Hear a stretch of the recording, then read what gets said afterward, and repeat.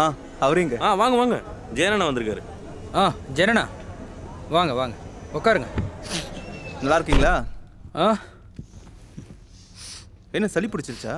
தூசா இருக்குல்ல. ஓ தூசாலையா? என்னாச்சு உங்கள் படம்? ஸ்கிரிப்ட் எல்லாம் லாக் பண்ணியாச்சு. இதுக்கப்புறம் கோபால் சார் துபாயிலேருந்து வந்து ஃபினான்ஸ் பற்றி பேசி ஆகணும். அப்புறம் அருணை பார்க்கணும், அவரோட டேட்டு கிடைக்கணும்ல. அவங்க ஒவ்வொரு படம் முடிஞ்சதும் மலையேற போயிடுவாங்க. மலையெல்லாம் ஏறி வரட்டும். நான் பண்ணட்டுமா? என்ன? ரெண்டும், ஆக்டிங்கும் ப்ரொடக்ஷனும்.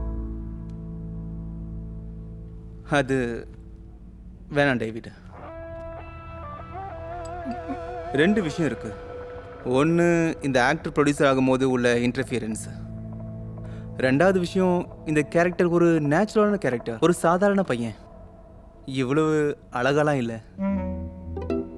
அப்புறம் டேவிட்டை சாதாரண பையன் ஆக்கிறதுலாம் ரொம்ப கஷ்டம். ஒர்க் அவுட் ஆகல போல.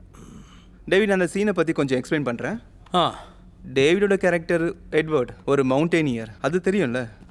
நேபாள ரொம்ப வருஷம் பார் நடத்திக்கிட்டு அமைதியாக வாழ்ந்துட்டு இருக்கிற காலின்ஸ் என்ற அப்பாவை எட்வர்ட் ரொம்ப வருஷங்களுக்கு அப்புறம் அவங்கள பார்க்க போகிற அந்த சீன்.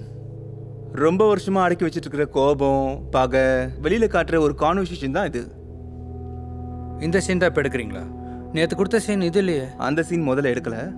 கோஷி சாரோட கேரக்டர் தெரியும்ல, மூடுக்கு ஏற்ற மாதிரி சேஞ்ச் ஆகும். இப்போ டேவிடுக்கு இந்த சீன் எடுக்கிறதுல பிரச்சனைலாம் இல்லைல்ல.